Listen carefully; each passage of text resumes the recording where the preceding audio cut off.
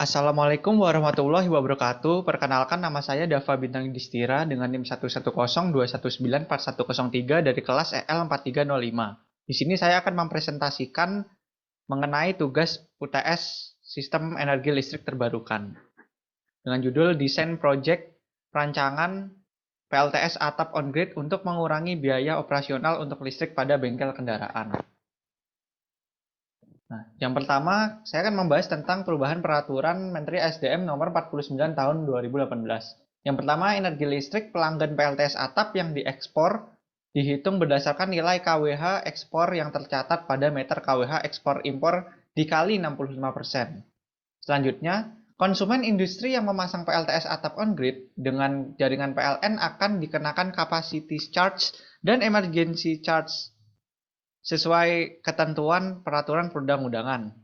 Selanjutnya, konsumen PLTS atap adalah pelanggan pasca bayar. Selanjutnya, PT PLN melakukan evaluasi dan verifikasi untuk memberikan persetujuan terhadap permohonan konsumen PT PLN atau persero paling lama 15 hari kerja sejak permohonan diterima secara lengkap.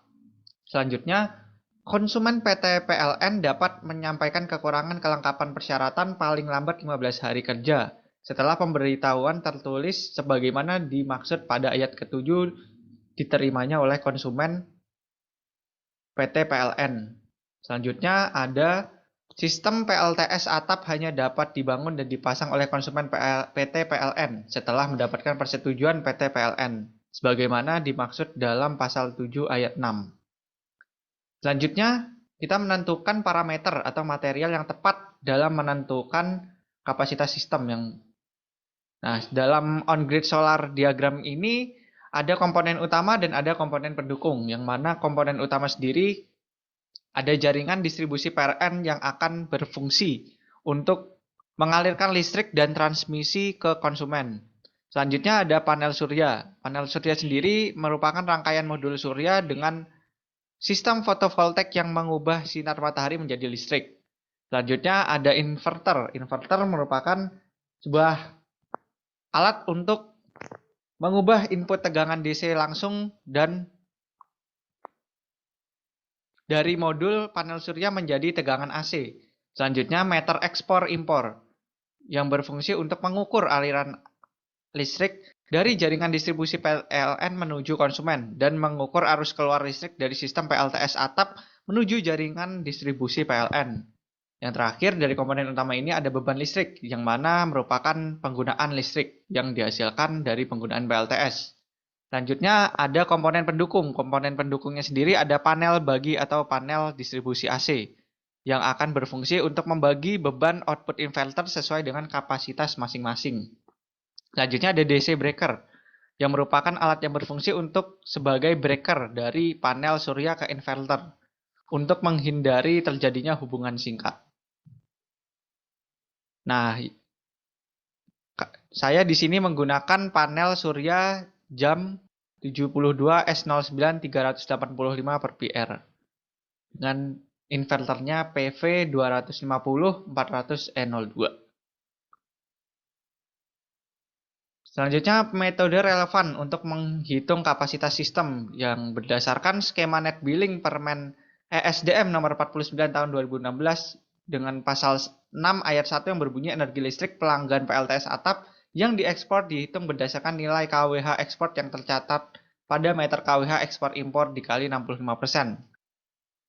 Nah, yang mana data dasarnya merupakan sebuah bengkel kendaraan memiliki konsumsi listrik rata-rata per bulan 1.600 kWh. Dengan konsumsi tersebut, bengkel harus membayar sebesar 1,8 juta rupiah setiap bulannya untuk memenuhi kebutuhan listrik. Bengkel tersebut berlangganan listrik PLN di jaringan tegangan rendah. Untuk mengurangi belanja operasional untuk listrik, bengkel tersebut berencana untuk memasang PLTS atap yang terkoneksi di jaringan tegangan rendah. Nah, berikut untuk proses perhitungannya dan model panel surya yang akan digunakan untuk PLTS. Nah, berikut yang saya buat mengenai desain project perancangan PLTS atap on-grid untuk mengurangi biaya operasi untuk listrik pada bengkel kendaraan. Yang mana saya jelaskan kembali latar belakang saya membuat ini, yaitu berdasarkan sumber data dari Kementerian SDM, Indonesia memiliki potensi yang besar, ya sebesar 207,8 gigawatt di bidang tenaga surya. Dengan potensi sebesar itu, ditambah dengan belum optimalnya penggunaan sinar matahari, membuat Kementerian SDM untuk mengajak masyarakat untuk memanfaatkan dengan menggunakan pembangkit listrik energi terbarukan. Nah, sebagaimana di sini diatur Peraturan Menteri SDM Nomor 49 Tahun 2018, yang mana untuk mendorong percepatan pemanfaatan energi yang ramah lingkungan untuk pembangkitan tenaga listrik, menggunakan sistem pembangkit listrik tenaga surya atap oleh konsumen PT Penasahan Listrik Negara untuk kepentingan sendiri dari golongan tarif untuk keperluan industri.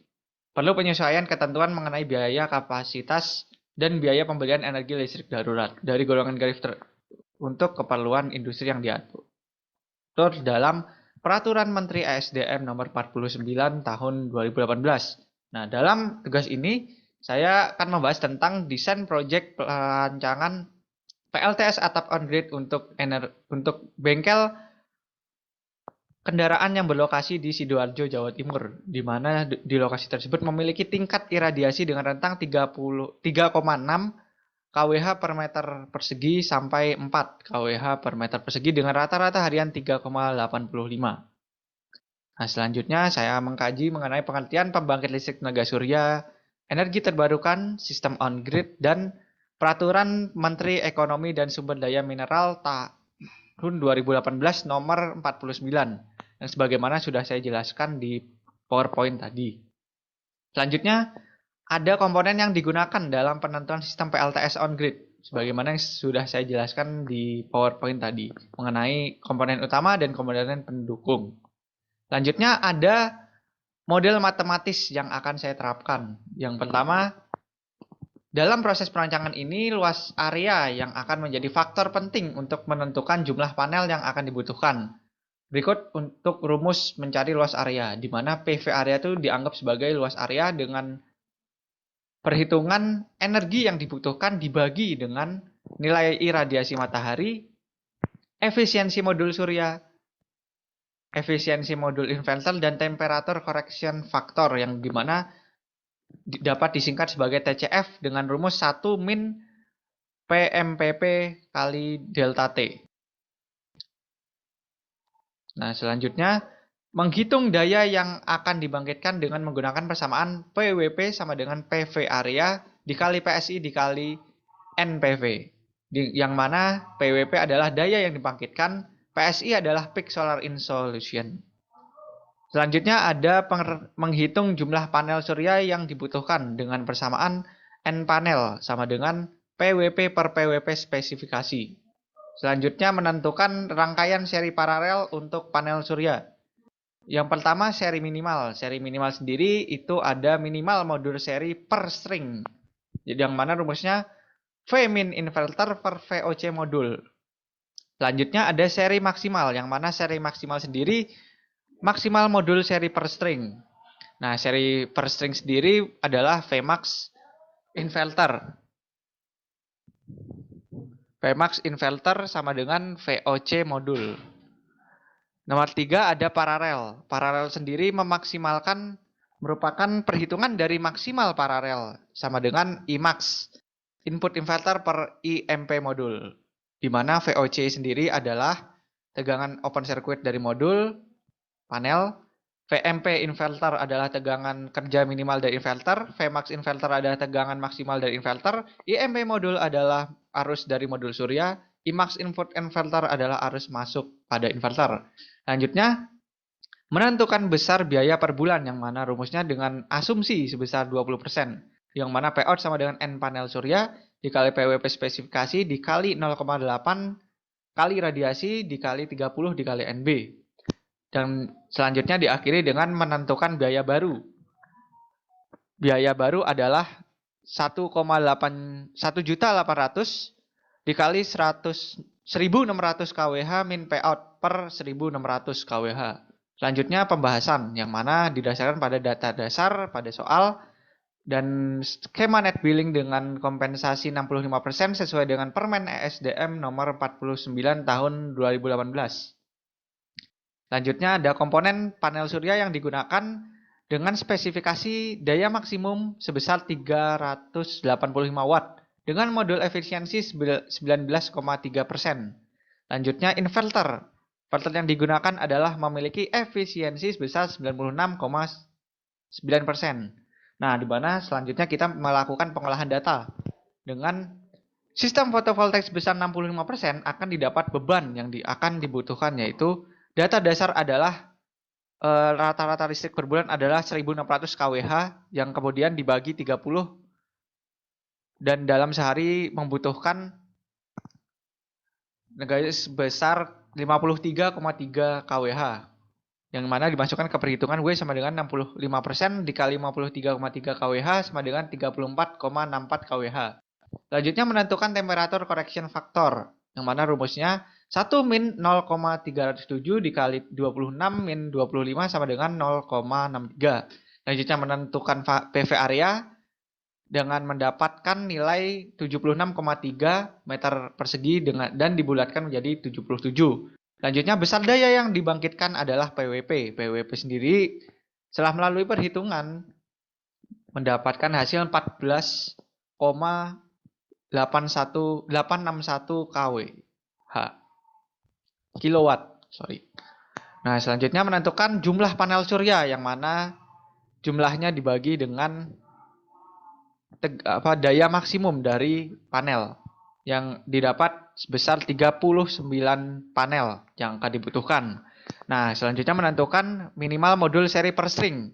Didapat 8 dengan maksimal modulnya adalah 11 dan maksimal paralelnya adalah 36. Yang mana hasil konfigurasi yang saya dapatkan itu membuat model panel surya sebanyak 10 seri dengan 3 percabangan. Lalu ditambah 1 percabangan yang diisi oleh 9 panel surya. Nah, berikut adalah hasil dari saya ini. Dan selanjutnya kita mencari P total dengan mencari I total dan V total terlebih dahulu. Yang pertama ada I total.